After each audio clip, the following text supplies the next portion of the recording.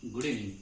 This is Satish Lengre, and today we'll be discussing about productivity challenges faced by organizations. Productivity is a multidisciplinary issue. It has multiple angles, and when one wants to study about productivity, right, person need to have knowledge about people, processes, business, technology, psychology, and many other facets of business. Productivity is primarily getting impacted because of uh, technical deployment in the organization, the skills and capability which have been built into the people who are working in the organization, and there are multiple other aspects. Primarily, I will divide into two parts. One, the business processes which are followed by the organization, and second, the people aspect of it. And I will be trying to address both of them in a series of videos which I will be publishing in a recent future. When I say people, so today I will be discussing about people aspect of it, and when I will be discussing about people, I need to understand one aspect, that is, people means we have to look at skill and will, two parts of the person's contributions towards the productivity. A person may be having skills, and if he is not having the will, he will not be productive at the workplace. Whereas if person is having will but does not have the requisite skill, then also he will not be able to be effective or be productive on the workplace.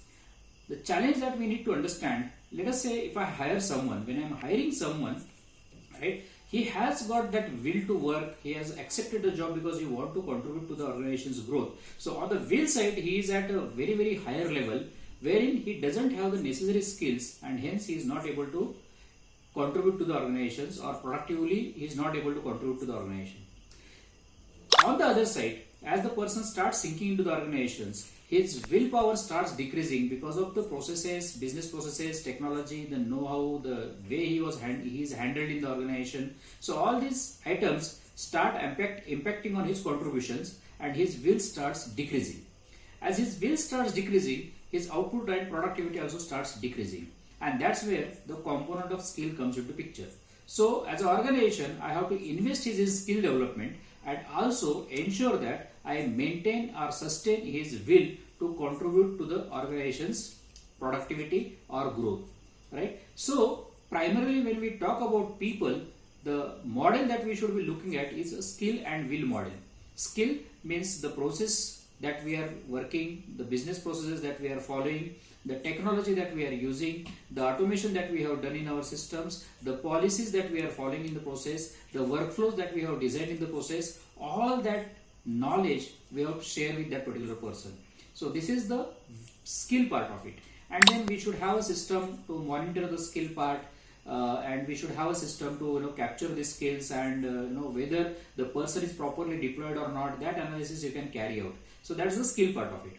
On the contrary, when we talk about will, it's more of the softer part of the behavior, part of the business. That is the behavior towards that employee, the motivational aspects that we are doing for that employee, the employee engagement programs that we are running in the program in the organization, and how we are taking care of the employee, not by the words, not by the only says, but by the real practice, which is observable, which is measurable, and which should be visible.